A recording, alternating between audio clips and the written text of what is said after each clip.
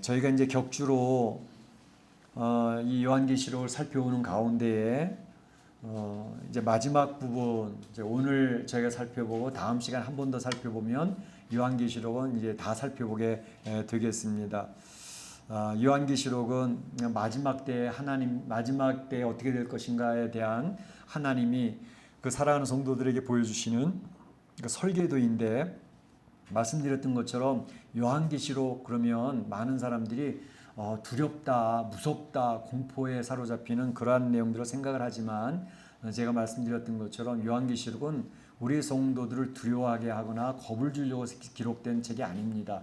오히려 이 마지막 때에 성도들이 어떻게 되어질지를 미리 잘 알아서 힘들고 어려운 환난과 핍박의 그런 시대를 가게 되겠지만, 하나님이 그 백성은 확실히 지키니까 겁내지 말고 두려워하지 말고 힘내라, 그리고 잘 견디고 믿음을 지켜서 승리자가 되라. 너희들을 괴롭게 하고 힘들게 하는 세상 권력, 또 사단 마귀의 삼일체는 다 물리쳐진다는 것을 보여줌으로써 성도들에게 용기를 주기 위해서 기록된 책이 요한계시록이지, 이 성도들을 겁내게 하기 위해서 준 책이 아니라는 것.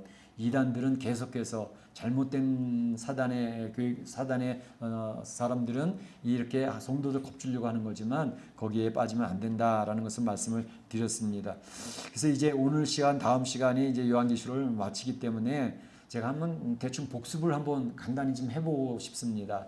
요한계시록은 1장부터 몇 장까지? 22장까지 되어져 있죠. 그런데 1장부터 3장까지는 말씀드렸던 것처럼 7교회, 소아시아 터키 지역의 7교회를 설명해 주고 있고, 그리고 4장과 5장에는 하나님의 보좌에 대해서 이제 보여주고 있었죠. 하나님 보좌가 있고, 그리고 24장로가 있고, 네 생물이 있고, 또 어린 양 앞에 있는 또 수많은 천사들이 찬양하는 그런 내용이 4장과 5장에 나오고 있습니다. 그리고 요한계시록의 가장 중심부, 가운데 토막이라고 할 수 있는 것이 6장부터 16장 사이에는 3중에 7대 재앙이 나온다는 것을 말씀을 드렸습니다.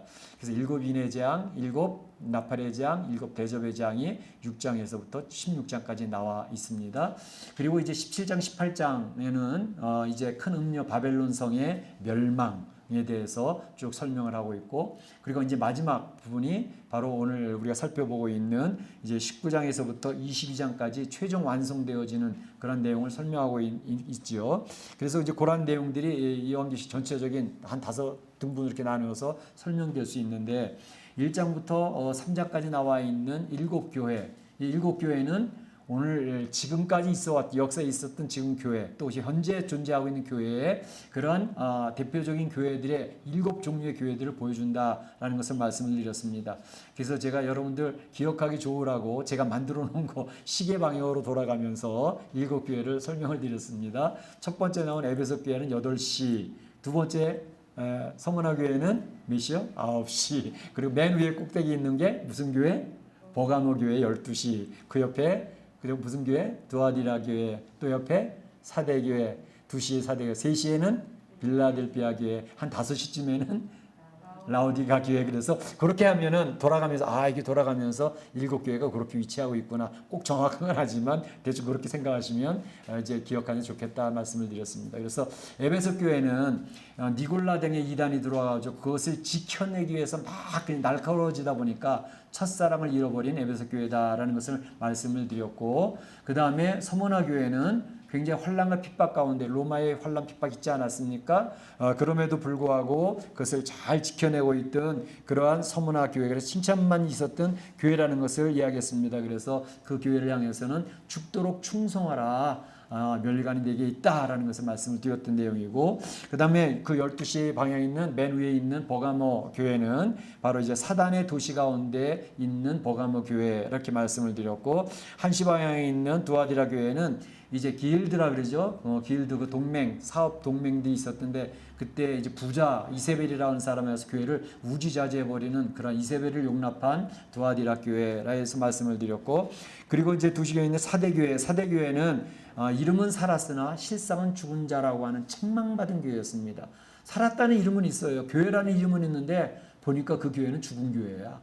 그렇게 해서 예수님 앞에 아주 책망을 받았던 게 사대교회입니다. 그래서 3시 방향에 있는 빌라델피아 교회는 아주 적은 능력을 가지고 이름도 없어요. 빛도 없어요. 그런데 작은 능력을 가지고 아주 건강성이 지켜지는, 그래서 하나님 앞에 칭찬받은 적은 능력을 가지고 승리한 이제 빌라델피아 교회를 이야기했고, 5시 방향에 있는 라우디가 교회는 책망만 받았던 교회입니다. 칭찬이 없었습니다. 그 교회는 차지도 아니하고 뜨겁지도 아니한 밑뜻 미지근한, 거기는 이제 온천 지역이기 때문에 그런 모습들이 있습니다. 그래서 이제 내가 토하여 내칠 것이다라고 야단을 치시면서 문 밖에서 내가 두드리노니 문을 열고 예수님을 영접해라라는 것을 이야기했던 라우디가 교회에 대해서 말씀을 드렸습니다. 그런가 하면 이제 4장 5장은 하나님 보좌 얘기 있고, 또 6장에서 16장까지 내용이 좀 복잡한 내용들이 많이 있었죠. 가장 중요한 핵심은 7 인의 재앙은 6장에서 나와 있고, 그리고 7 나팔의 재앙은 8장 9장에 나와 있고, 7 대접의 재앙은 15장 16장에 나와 있는데 중간에 띄엄띄엄 공간이 생겼어요. 그래서 6장 7 인의 재앙이 끝난 다음에 7장이 이제 한해 삽입되는 내용이 내어져 있고, 그리고 8장 9장 7 대접의 재앙 끝난 다음에 10장부터 14장까지 거기도 또 삽입되는 내용이 들어가 있습니다. 그래서 그 내용을 통해서 중간중간 재앙이 계속 내리지는데 성도들이 너무 실망할까봐 하나님께서는 그 성도들을 힘을 주기 위해서 하나님이 계획했던 일들, 성도에 힘을 주는 그런 내용들이 중간에 삽입하러 들어가 있는 것입니다. 그래서 7장에 나와 있던 것은 14만 4천을 얘기하고 있었고, 또 7장 후반부에는 이제 환란을 통과한 흰옷 입은 하나님의 백성들에 대해서 격려하는 내용이 나와 있습니다.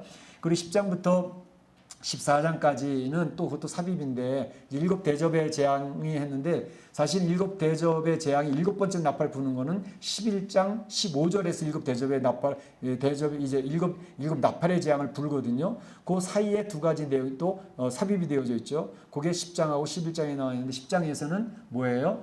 작은 두루마리를, 성경식이죠. 그 두루마리를 가지고 있었던 천사에 대한 내용이 나오고 있습니다. 그래서 그게 10장에 나오고 있고, 그리고 11장에서는 무슨 내용이냐면 2 감람나무와 2 촛대, 2 증인에 대한 교회 공동체입니다. 그것에 대한 내용이 나오고 있고, 그래서 이제 7 나팔의 재앙을 불기 전에 그 2가지 내용이 삽화되어 있고, 7 나팔의 재앙을 불고 난 다음에 7 대접의 재앙이 본격적으로 시작되는 15장 사이에 이제 또 내용이 삽화가 들어가 있는데, 그 내용 12장에서는 붉은 용, 사탄이죠. 하늘에 쫓겨난 붉은 용의 정체를 밝히면서 남자아이, 곧 예수 그리스도 이 교회 여자를 이제 여자에게 물을 쏟아붓는다더니 남자아이를 죽이려고 달려드는 그런 사단의 계획들이 설명되어져 있었던 그러한 내용이 12장에 나와 있고, 13장에 나와 있던 내용은 2 짐승에 대한 이야기죠. 바다에서 올라온 짐승, 이 예수 그리스도를 흉내내는 그런 짐승이었죠. 그래서 적그리스도의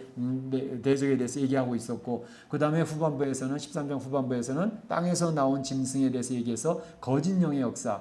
그래서 사단의 삼위일체가 하나님을 흉내낸다 그랬죠. 그래서 사단 본체, 그리고 적그리스도, 예수 그리스도 흉내내는 거죠. 그리고 거짓 영, 성령을 흉내내는 거죠. 사단의 삼위일체가 이제 나온다는 것을 말씀을 드렸습니다. 그리고 14장에 있어서는 이제 그 13장에서 이제 끝날 때 666에 대한 얘기를 하고 있고, 짐승이 표를 받는 것에 대해서 이야기를 하고 있는데 그것에 대해서도 설명을 드렸습니다. 그 다음에 14장에서는 이제 14만 4천, 승리한 14만 4천에 대한 찬양이 나오고 있고, 그리고 이제 이 땅에 땅을 추수하는, 날카로운 칼로 다 추수하는 그런 내용 14장에 나오면서 7 대접의 재앙이 15장, 16장 본격적으로 펼쳐지는 내용이 나왔던 것을 설명을 드렸습니다. 그리고 이제 우리가 이제 마지막 부분을 살펴보는데 19장에서부터 22장까지 최종 완성에 대한 설명이라고 그랬죠. 그것은 이제 혼인잔치, 19장에서 혼인잔치에 대해서 설명을 드렸습니다. 그리고 백마 타고 오시는 분에 대해서 예수 그리스도를 이야기하죠. 그것에 대해 설명을 드렸고, 그리고 이제 20장, 지난 시간에 살펴봤던 20장에서는 무엇을 얘기했죠? 사탄이 멸망이 되어지면서 천년왕국에 대해서 설명을 드렸습니다. 그래서 천년왕국은 전천년선, 후천년선, 무천년선에 대해서 학자들이 얘기한 내용을 소개해 드렸습니다. 그리고 이제 오늘 살펴보는 내용은 바로 이제 이러한 계시록 마지막 부분에 아주 장면들이 숨가쁘게 막 바뀌고 있는 그러한 클라이막스를 향해서 올라갔다가 이제 그것이 정리가 되어지는 그런 내용을 보여주고 있는데, 20장에서 보여줬던 사탄의 멸망, 적그리스도 짐승의 멸망, 거짓 영, 거짓 선지자의 최종적인 멸망 상황이 20장 10절에서 이제 펼쳐지면서 또 천년왕국과 흰보좌 심판, 백보좌 심판에 대해서 지난 시간에 살펴봤는데, 그러면서 이제 오늘 나오는 내용이 거룩한 성 새 예루살렘의 내용입니다. 새 하늘과 새 땅, 거룩한 성 새 예루살렘. 그러니까 새로운 세상, 새 하늘과 새 땅의 시대가 이제 열린다라는 것입니다. 새 하늘과 새 땅, 신천 신지죠. 그래서 이단들의 신천지가 있죠. 그 사람들이 여기서 따온 겁니다. 신천지, 신천신지. 참 이단들이 이렇게 성경을 가지고 와서 얘기를 해요. 오늘날 그 우리 동성애 사람들의 이제 대표적인 깃발이 뭐예요? 무지개 깃발이죠. 무지개 깃발은 하나님께서 그 백성들에게 약속을 주셨던 색인데, 그 무지개 깃발을 가지고 이제 동성애자들이 사용하잖아요. 그 동성애자들이 바로 가정을 파괴시키고 교회를 파괴시킨 선봉에 서 있는 사람들이거든요. 근데 바로 이 사단이 얼마나 교활합니까? 성경에 있는 내용을 가지고, 하나님의 축복의 약속을 가지고 그것이 사단이 그걸 사용하고 있는 것을 보십시오. 그러니까 이 시대에 영적 분별력을 잘 가지고 있지 아니하면 우리가 그냥 말려들 수가 있습니다. 그것들을 잘 기억할 필요가 있는데, 바로 이러한 이제 새 하늘과 새 땅의 시대가 도래한다. 어떻게? 이제 세상 나라를 상징하던 음력 큰 바벨론 성이 멸망되는 걸 보여줬잖아요. 그리고 20장에 와서 사단의 멸망과 적그리스도와 또 거짓 영이 모두 불못에 던져져 있는 그 내용을 보여주면서 큰 음력 바벨론 성의 멸망과 대비되게 거룩한 성 새 예루살렘에 대해서 대비적으로 딱 보여주는 그런 장면이 오늘 21장에 나오고 있는 것이죠. 그래서 거룩한 성 새 예루살렘이 하나님으로부터 임하는 것을 오늘 21장이 묘사하고 있습니다. 2절과 10절에 보게 되면 그 내용이 나와 있는데, 거룩한 성 새 예루살렘이 하나님께로부터 하늘에서 내려오매 2절에 되어져 있죠. 10절에도 하나님께로부터 하늘에서 내려온 거룩한 성 예루살렘을 보이니 이렇게 되어져 있습니다. 그러니까 거룩한 성 예루살렘에 대해서 오늘 설명하는 내용인데, 오늘 내용을 살펴볼 때 세 가지 내용으로 나눠서 살펴보겠습니다. 첫째는 거룩한 성 새 예루살렘이라는 것은 도대체 무엇이냐? 거룩한 성 예루살렘 성에 대해서 얘기를 해보겠고, 두 번째로는 거룩한 성 새 예루살렘에 대한 묘사가 자세하게 나와 있습니다. 제가 읽지는 않았습니다. 그 부분 빼놨는데 그 묘사에 대한 내용을 살펴보겠고, 세 번째는 거룩한 성 새 예루살렘에 들어갈 사람들에 대해서 이야기하고 있는데, 어떤 사람이 이 거룩한 성 예루살렘에 들어가느냐에 대해서 생각을 해보도록 하겠습니다. 먼저 거룩한 성 새 예루살렘은 무엇을 말하느냐에 대해서 생각해 보였는데, 예루살렘이라는 단어가 초점이잖아요. 그 예루살렘이라는 단어에 대해서 현재, 과거, 미래에 대해서 간단히 설명하겠습니다. 현재 예루살렘은 이스라엘의 수도지요. 그래서 이제 1948년에 이스라엘이 다시 회복이 되어져 가지고 독립을 했는데, 사실은 예루살렘 성이 이렇게 나눠져 있어 가지고 이스라엘 수도라고 하는 말은 있지만, 실상은 이 예루살렘의 수도에 그 내용이 확보되지 못했습니다. 그래서 전 세계의 대사관들이 이스라엘의 대사관들이 텔라비브, 거기는 이제 국제공항에 있는 곳인데 지중해 해변가인데 바로 거기에다 대사관들이 다 모여 있었거든요. 근데 트럼프 대통령 때에 야, 이스라엘의 수도는 예루살렘이야 그러면서 이 미국의 대사관 예루살렘을 그래가지고 옮겨줘가지고 이제 다시 미국 대사관이 예루살렘 자리를 딱 잡아가지고 예루살렘은 이스라엘의 수도다라고 하는 것을 정말 확 찍어버렸어요. 그리고 이제 아브라함 동맹이라는 걸 맺어가지고 참 큰 대치를 하고 있었는데, 바로 그때에 아브라함 동맹을 통해서 이제 아랍에미리트하고 바레인이 이제 우리 아브라함은 이제 유대의 조상이 되기도 하고 이슬람의 조상이 되기도 하고 기독교의 조상이 또 되지 않냐. 그래서 아브라함 동맹이라고 하는 아브라함 코드라고 하는 것을 만들어 가지고 그들과 평화협정을 만들어서 아주 새로운 그 이스라엘의 내용을 확보해주는 그런 일이 트럼프 때 있었습니다. 물론 지금 바이든 때는 다 깨어지고 있지만, 그런데 바로 현재 예루살렘의 위치가 그런 모습이라는 거죠. 과거의 예루살렘은 어땠죠? 과거의 예루살렘의 성경적에서 굉장히 중요한 의미를 갖는 것은 다윗 왕 때였습니다. 다윗 왕이 헤브론에서 예루살렘으로 천도를 하면서 예루살렘에서 이제 다윗 왕국의 수도로 자리를 딱 잡잖아요. 그래서 이 다윗 왕국 예루살렘이라는 곳이 시편을 쭉 보게 되면 다윗이 고백하는 내용 중에 시온의 복이 있으며 예루살렘의 복에 복을 더하며, 이렇게 해서 시온산, 예루살렘산, 다윗성, 하나님의 축복이 이루어지는 곳이 예루살렘이었습니다. 그래서 구약의 유다 백성, 하나님의 백성들의 중심, 하나님의 통치가 이루어지고 하나님의 축복이 이루어지는 곳이 예루살렘이었던 것이죠. 그게 굉장히 중요한 의미가 있었던 것입니다. 그런데 오늘 이 바로 예루살렘에 대해서 또 다른 정의를 갖다 입히는 게 뭐냐면 거룩한 성 새 예루살렘이다. 미래의 예루살렘에 대해서 언급을 합니다. 그런데 오늘 이 새 예루살렘, 미래의 거룩한 성 새 예루살렘에는 유대인만의 수도가 아닌 예수 그리스도로 말미암아 유대인과 이방인 중에서 예수님을 믿었던 하나님의 백성들이 축복받는 장소인 바로 새 예루살렘이라고 딱 정의를 다시 매겨주고 있는 것이 오늘 21장에 나오고 있는 것이죠. 그래서 이 거룩한 성 새 예루살렘은 미래의 성도들, 유대인을 포함해서 이방인의 예수님을 믿은 성도들이 이제 거처하게 될 장소가 새 예루살렘 성이다라는 것을 이해합니다. 그래서 그것이 이 하나님의 백성들이 거처하게 될 새 예루살렘 성인 동시에 그 자체입니다. 성도들의 공동체 자체가 새 예루살렘 성입니다. 하나님이 임재하시고 하나님이 통치하시고 하나님이 그 성도들에게 안식을 주실 장소 바로 그것이 새 예루살렘 성입니다. 그래서 새 예루살렘의 그 기원에 대해서도 여기서 분명히 얘기하는데 이 새 예루살렘의 기원은 하나님께로부터 하늘에서 내려오니 이렇게 얘기하고 있습니다. 그러니까 새 예루살렘이 구원받은 성도들의 공동체인 것을 언급을 하면서 이 기원, 신적인 기원은 하나님으로부터 주어진 거다 이렇게 얘기를 합니다. 그러니까 하나님께서 영원전부터 그 백성들을 택하시고 선택하시고 구속하셔서 하나님의 백성 공동체를 만드시는 것이 바로 새 예루살렘에 모이게 된다는 것을 이야기하고 있는 것입니다. 그러면서 바로 그 새 예루살렘 성을 어떻게 비유하고 있냐면 신랑 되신 예수님의 신부로서 표현을 하고 있습니다. 그래서 여기 보게 되면 신부가 남편을 위하여 단장한 것 같더라. 구원받은 성도들 공동체 새 예루살렘은 신랑 되신 예수님의 신부로 언급을 하고 있는 것을 볼 수가 있습니다. 그러면서 여기서도 얘기하는 것이 내가 신부 곧 어린 양의 아내를 내게 보이리라 하면서 거룩한 성 새 예루살렘이 하나님께로부터 내려온다 이렇게 설명하고 있어요. 그러니까 새 예루살렘 성은 예수님의 신부된 어린 양의 신부된 성도들의 교회 공동체를 이야기하는 것입니다. 구원받은 하나님의 백성들이 거처하며 그들 자체가 바로 새 예루살렘 성이라는 것을 이야기하고 있죠. 이 새 예루살렘 성은 아브라함이 그렇게도 사모하고 기다리던 성이고 소망하는 성입니다. 히브리서 11장 9절 10절에 보게 되면 아브라함에 대한 이야기, 아브라함의 믿음에 대한 이야기를 하면서 아브라함이 하나님이 지시할 땅 가나안 땅에 들어갔어요. 그리고 거기다 집 짓고 살아야지. 근데 그가 집 짓지 않고 여전히 장막에 거하였으니 이렇게 설명합니다. 근데 장막에 거하였다는 게 유목민이라서 여기저기 푸른 초장 찾아가야 되니까 그러니까 집 안 짓고 있었지? 아니에요. 바로 그가 장막을 짓고 집을 짓지 않고 있었던 이유를 바로 거기 이렇게 설명을 합니다.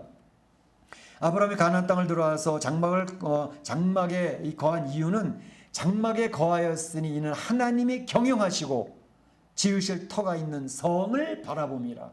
하나님이 경영하시는 성을 바라봤다는 거지. 하나님이 지으실 성을 바라봤다는 거죠. 아브라함은 하나님 지으실 땅 가나안 땅에 들어왔는데 여기는 내가 영원히 거처할 곳이 아니구나. 하나님이 우리에게 주실 성, 하나님의 나라 새 예루살렘 성을 아브라함은 기대하면서 바로 장막에서 거하였다는 거예요. 그래서 나그네 의식을 가지고 살았다는 것입니다. 굉장히 중요한 내용이죠. 그리고 이 하나님이 지으실 새 예루살렘 성은 어떤 성격이 있느냐? 바로 그것은 눈물이 없고 사망이 없고 애통하는 것이나 아픈 것이 다시 있지 아니하리니 처음 것들이 다 지나갔으니라. 그러니까 하나님의 이 새 예루살렘 성은 성도들이 안식하는 곳이라는 사실을 이야기하고 있습니다. 사망이 없어요. 애통하는 것도 없어요. 곡하는 것도 없어요. 아픈 것도 없어요. 눈물이 다 씻겨지는 곳이에요. 안식의 장소. 우리 조덕일 권사님이 금요일 날 이제 1시 좀 지나서 그 딸의 장녀가 소천해서 막 통곡을 하시더라고. 너무너무 막 힘들어 하시더라고. 그래서 그날 가서 이제 예배를 드리면서 제가 이 말씀을 소개해드렸어요. 권사님, 최장암 때문에 너무 힘들었잖아. 여기 계속 있으면 계속 고통하고 힘들었을 거야. 그런데 지금 그분은 하나님이 너무 힘들어할까봐 하나님 나라 불러주셔서 쉬고 있는 중이에요. 안식의 나라예요. 거기는 아픈 것도 없다 그러잖아요. 눈물도 없어. 이 사망이 어떻게 이제 틈타지 못하는 곳, 그곳으로 이민을 갔으니까, 이사를 갔으니까 권사님 이제 마음 진정하시고 힘내셔야 돼. 식음을 정폐하면 권사님 입원하게 돼. 그러면 안 돼. 그래서 그렇게 예배를 드린 권사님의 마음의 안정을 좀 찾아가시더라고요. 우리 성도들은 바로 이 하나님의 나라, 안식의 나라를 기억하며 살아가는 존재들인 줄로 믿습니다. 우리 성도들, 거룩한 성 새 예루살렘 성은 우리 모든 성도들이 가고 싶어하고 사모하는 하나님의 나라라는 사실을 기억하고 이 나라를 소망하며 사실 수 있기를 바랍니다. 두 번째로 얘기하는 것은 거룩한 성 새 예루살렘에 대한 묘사가 나오고 있는데, 오늘 10절에 보게 되면 이렇게 설명합니다. 성령으로 나를 데리고, 여기서 나는 요한계시록을 기록했던 요한을 이야기합니다. 성령께서 요한을 데리고 큰 높은 산을 올라갔습니다. 그래서 하늘에서 내려오는 거룩한 성을, 예루살렘을 쫙 보여주시는 거예요. 그래서 이 요한은 높은 곳에 올라가서 거룩한 성 예루살렘 내려오는 것을 보고 있는 거예요. 그런데 이거 똑같이 비슷한 내용이 있었습니다. 에스겔에게도 그랬습니다. 에스겔에서 40장 2절에 보게 되면 이 에스겔은 바벨론 포로로 끌려가서 그 자리에서 예언하던 선지자거든요. 유다 백성이 실망, 절망, 이제 끝났구나, 이 세상은 역사는 끝났구나 절망하고 있는데, 그들에게 소망을 주시기 위해서 예루살렘 성읍을, 새로운 성읍을 보여주시는 것을 에스겔을 통해서 환상을 보여주시는 거예요. 그 거룩한 성읍이 바로 새 예루살렘 성이거든요. 근데 바로 이 40장 2절에 보게 되면 하나님이 이상 중에 나를 데리고, 여기서 나는 에스겔 선지자입니다. 나를 데리고 매우 높은 산 위에서 성읍 형상을 보여주었다, 이렇게 되어 있습니다. 그러니까 요한이 봤던 것, 에스겔이 봤던 것, 하나님의 거룩한 성읍을 보여주면서 그 백성들이 소망을 가지고 살아갈 것을 기대했던 것이죠. 그런데 큰 음녀 바벨론 성을 보여줄 때에는 요한을 어디로 데려갔느냐? 높은 산으로 데려간 게 아니라 광야로 데려갔어요. 광야에 들어가서 음녀 바벨론 성을 보여줬어요. 계시록 17장 3절에 보게 되면 그 성령으로 나를 데리고, 요한을 얘기합니다. 요한을 데리고 광야로 아니라, 그 음녀가 활동하는 광야에 대해서 그 내용을 알려주었던 것이죠. 그래서 오늘 여기 보게 되면 모양 설명이 나오는데, 우선 16절에 보게 되면 이 예루살렘 성이 어떻게 생겼느냐? 길이, 넓이, 높이가 다 같다 그랬어요. 가로, 세로, 높이가 똑같아요. 길이가 어떻게 됐다고요? 12,000 스타디온이라고 되어 있어요. 12,000 스타디온은 12 곱하기 1000. 그래서 12,000 스타디온인데 오늘날 킬로미터로 환산하면 약 2,000km 됩니다. 서울에서 부산까지 430km거든요. 그러니까 부산에서 백두산까지 뭐 한 1,000km라 그러면 한 그 2배 정도 되어지는 그 길이라고, 그 길이가 가로, 세로, 높이가 되어져 있는 그러한 예루살렘 성으로 묘사를 하고 있습니다. 문자적으로 보면 그 2,000km 정입방형 모양인가? 정육면체, 그러니까 주사위 같이 딱 가로, 세로, 높이가 똑같으니까 그런 모양으로 되어졌다고 문자적으로 해석할 수 있지만, 사실은 상징적인 의미일 수가 더 있습니다. 왜냐하면 12 곱하기 1000이라고 하는 것은 하나님의 완전수를 이야기해 주는 거거든요. 그래서 성도들이 거하게 될 새 예루살렘 성은 완전한 곳이다 라는 것을 설명해서 그 길이를 그렇게 설명하고 있는 것이다 보는 게 더 좋습니다. 그리고 이 정육면체, 딱 주사위가 생겼는데 정육면체 동서남북의 사면에는 3개의 문이 있었습니다. 3개의 문이 있는데 그 3개의 문을 다 합해서 12개의 문이죠. 그 12개의 문이 진주 1개 가지고 대문이 하나가 만들어졌어요. 얼마나 어마어마한 진주겠습니까? 그리고 그 대문 진주문에는 12지파의 이름들이 다 기록이 되어져 있습니다. 그것을 보여주고 있고, 그리고 그 성곽, 이 성은요 벽옥으로 되어져 있고 정금으로 되어져 있다고 얘기를 하고 있거든요. 벽옥은 다이아몬드입니다. 최상급의 다이아몬드 벽옥. 그리고 정금으로만, 얼마나 화려하고 영광스러운 모습이겠습니까? 그런데 그 성곽에 기초석 밑에 주춧돌을 놓잖아요. 그 12개가 기초석이 있는데 그 12개는 12개 보석으로 되어져 있다 그래서 보석으로. 그 보석은 대제사장 흉배 앞에 보석 12개를 달거든요. 화려하죠. 근데 그 12개의 보석에는 12사도의 이름이 기록되어져 있다 그랬습니다. 그리고 그 성 안에 있는 길은 맑은 유리 같은 정금으로 되어져 있다 그랬습니다. 여러분 생각해 보세요. 얼마나 화려하고 얼마나 존귀한 모습으로, 얼마나 대단한 모습일까. 하나님 영광이 쫙 빛나는 그런 성읍이었을 것입니다. 이 예루살렘 성은 구원받은 성도들, 그 공동체, 그 교회 그 자체입니다. 그리고 성도들이 거처할 처소입니다. 하나님의 임재가 있고 성도들이 그 함께 하시는 하나님과 교제하고 있고 하나님 앞에 영광을 늘 찬양하는 그런 장소입니다. 그런데 여러분, 이 예루살렘, 새 예루살렘, 옛날 과거 다윗이 있을 때 예루살렘 성에는 성전이 있었어요, 없었어요? 다윗 이후에 솔로몬이 있을 때 그 성전 안에는, 그 예루살렘 성 안에는 솔로몬 성전이 지어졌잖아요. 성전이 있었잖아요. 근데 새 예루살렘에는 성전이 있었을까요, 없었을까요? 오늘 읽은 성경 구절에 나와 있습니다. 바로 여기 보이는 22절에 성 안에 성전을 내가 보지 못하였으니, 그 예루살렘, 새 예루살렘 성 안에는 성전이 없대요. 함께하고 계신 전능하신 이와 및 어린 양이 그 성전이더라 그랬습니다. 전능하신 이 어린 양 예수 그리스도 자체가 성전이라는 거예요.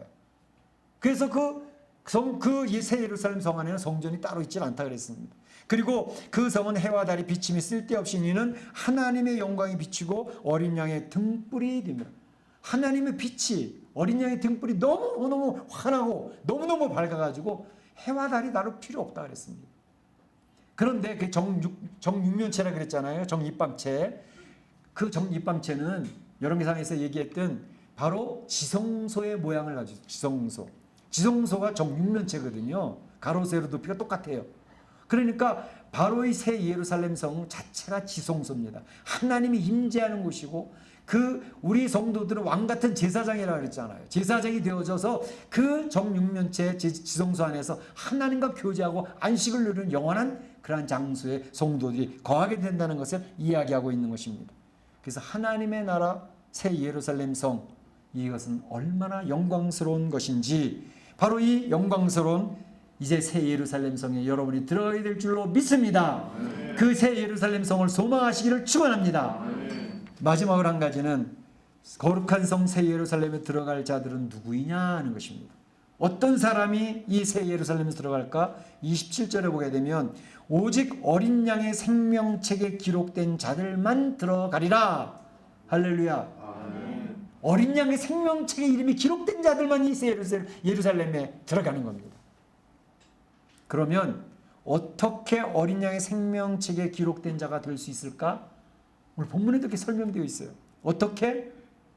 거기 보게 되면 6절에 이루었도다 나는 알파와 오메가여 처음과 마지막이라 내가 생명수 샘물을 목마른 자들에게 값없이 주리니 이랬습니다. 6절 7절 여러분 성경 가진 것 중에서 어떤 분들 성경에는 6절 7절이 빨간색으로 되어져 있는 성경들이 있어요. 성경 신약 성경에서 빨간색으로 되어져 있는 건 뭘 의미하죠? 예수님이 친히 하신 말씀이라는 거예요. 그러니까 6절에서 예수님이 7절에서 예수님이 친히 하신 말씀이라는 거예요. 이루었도다. 나는 예수는 알파와 오메가여 처음과 마지막이라 내가 생명수 샘물을 목마른 자들에게 값없이 주리니 이렇게 얘기하고 있습니다. 이루었도다. 어디서 많이 들어본 글씨 같지 않아요? 예수님이 십자가상에서 가상칠언 중에 다 이루었도다. 테텔레스타이. 모든 인류의 죄악의 문제를 내가 해결했다는 것이죠. 그 선언이잖아요. 예수님이 이뤘다는 거예요. 처음과 나중에 되셔서 죄의 문제를 해결해 주신 예수 그리스도의 보혈을 흘러가는데 바로 그 예수 그리스도, 그분은 내가 생명수 샘물을 목마른 자에게 값없이 주겠다. 이 생명수 샘물 목마른 자에게 값없이 주겠다. 그러니까 예수님이 이루어놓으신 구원의 사역에 목마른 자들이 있습니다. 사슴이 시냇물 찾기에 갈급한 같이 하나님 앞에 갈급하고 예수님에게 갈급하고 말씀에 갈급하고 구원에 갈급한 주의 백성들에게 줄 건데 뭐 값없이 주겠다는, 값없이. 이사야서 55장 1절에도 얘기합니다. 너희 목마른 자들아 다 내게로 오라. 나에게 나오라. 물론 나오라. 돈 없는 자도 오라. 돈 없이 값없이 와서 살아. 이렇게 얘기하고 있습니다. 하나님이 주시는 구원은요, 값없이 주어지는 은혜입니다. 그래서 예수님께서 다 이루어놓으신 그것을 우리가 아멘, 예수님 하나님 그 이루신 그것을 저는 갈급합니다. 사슴이 시냇물 찾게 갈급한 같이 하나님 나라의 구원에 갈급합니다. 주님의 그 사랑에 갈급합니다. 말씀에 갈급합니다. 그 사람에게 이 생명수 샘물을 쏟아 부어주시는 거예요. 성령의 충만함을 이야기하는 것이기도 해요. 성령 충만한 그 하나님의 백성이 되어져서 그 백성이 예루살렘, 새 예루살렘 성에 들어오게 된다. 근데 한 가지 또 주의해서 얘기하시는 게 있습니다. 그게 뭐냐면 특히 하나님의 나라에 들어오는 자는 이기는 자가 되어야 할 거야 이렇게 얘기합니다. 7절에 이기는 자는 이것들을 상속으로 받으리라 이렇게 얘기했습니다. 이기는 자는 이것을 상속으로 받으리라. 믿음을 지켜 승리하는 자가 되라는 것을 요청하고 있습니다. 여기 보게 되면 8절과 27절에 보게 되면 못 들어오는 자들에 대해서 얘기합니다. 그거 읽으면 사람들이 깜짝 놀래요. 이거 어떡하지? 못 들어오는 자들 내용을 읽어보면 너무 두렵거든요. 두려워하는 자들과 믿지 않은 자들과 흉악하는 자들과 살인자들과 음행하는 자들과 점술가들과 우상 숭배하는 자들 거짓말하는 모든 자들 불과 유황으로 타는 못에 던져지리니 이것이 둘째 사망이라. 27절에도 속된 것이나 가증한 일 또 거짓말하는 자는 결코 그리로 들어가지 못하리라. 와 무서워라. 예루살렘 성에 못 들어오는 자들을 언급을 하는데 이건 무엇을 이야기하느냐? 예수님을 영접하지 아니한 사람들을 이야기합니다. 거짓 영의 역사에 나간 사람들. 그래서 마지막 환난과 핍박 때에 적당히 타협을 해서 짐승의 표를 받는 사람들을 이야기합니다. 그 사람들은 예수님 믿는 것 때문에 내 생명을 내놓을 수는 없지. 내 가족이 굶어 죽는데 어떻게 내가 이 마지막 때 환난을 지킨다고 내 가족을 먹여 살리는 게 우선이야. 그렇기 때문에 타협을 하는 거예요. 그러니까 짐승의 표를 받는다고. 짐승의 표가 이마에 손목에 어디에 받든다. 그것보다 중요한 것은 내 신앙, 내 하나님의 예수 그리스도의 그 믿음을 포기하고 세상과 타협하겠다는 것이에요. 그 짐승의 표를 받는 겁니다. 우선 이 생을 살아야 되니까. 우리 믿는 사람은 그것을 거부하는 사람들입니다. 마지막 그것을 믿음을 지켜내는 사람입니다. 우리 믿음을 갖는 것도 중요하지만 끝까지 믿음을 지켜내는 게 중요합니다. 그런 사람을 위해서 교회에서 계속 훈련시키고 양육시키고 계속 말씀을 가르쳐서 하나님의 성경적인 가치관을 심어주려고 애를 쓰고 있는 겁니다. 마지막 때 이길 수 있는 힘을 가질 수 있도록 성경 말씀을 가까이 와서 분별력을 가지고 기도를 열심히 해서 하나님의 능력을 덧입혀서 건강성을 유지하는 성도들을 세워나가는 것이 교회가 할 일인 것이죠. 그래서 끝까지 믿음을 지키는 자가 되어져야 된다. 마지막 때에는 배교하는 사람들이 생기거든요. 데마도 세상을 사랑하여 사도 바울을 떠났다 그러잖아요. 같이 있던 데마가. 하나님의 일을 하던 데마가. 마지막 때 배교자가 되지 말아야 되고 그리고 짐승의 표를 받지 말고 그리고 믿음을 지켜내는 자가 되라. 믿음을 못 지키는 둘째 사망 유황에 던져진다 이렇게 얘기했어요. 그래서 이기면 상속자가 된다 하면서 7절에 얘기하는 게 나는 그의 하나님이 되고 그는 내 아들이 되리라 라고 이야기를 하고 있습니다. 오늘 거룩한 성을 이야기합니다. 거룩한 성에 새 예루살렘 들어가는 사람들은 생명책에 그 이름이 기록된 자다라고 얘기합니다. 예수 그리스도께 이루어오신 구역사역을 믿으며 말씀에 목마른 자가 되어지고 성령 충만을 유지하며 그 영적인 건강성을 지키는 것이 중요하다. 믿음을 지키는 게 중요하다. 환난 때 적당히 타협하면서 배교하는 자가 돼서는 절대로 안 된다. 그래서 이기는 자가 되라 라는 것을 요청을 하고 있습니다. 사랑하는 성도 여러분, 오늘 아브라함이 주님의 성을 기다렸습니다. 힘들고 어려운 세상, 죄악된 세상에 살았지만 그는 하나님이 경영하실 하나님이 주인 되셔서 통치하신 그 나라를 기다렸습니다. 그래서 이 세상을 장막을 짓고 나그네처럼 세상의 마음 빼앗기지 않아 살아갔습니다. 우리 사랑하는 성도들도 오늘 이 새 예루살렘 성을 제시하는 하나님의 이 모습을 보면서 그 새 예루살렘을 소망하고 사모하는 가운데서 승리자가 다 되시기를 주님의 이름으로 축원합니다. 축복합니다. 네, 다 기도하겠습니다.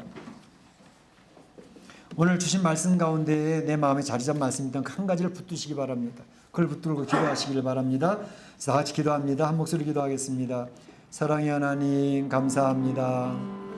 오늘 요한계시록 마무리 쪽에 들어가면서 거룩한 성 새 예루살렘을 저에게 소개해 주셨습니다.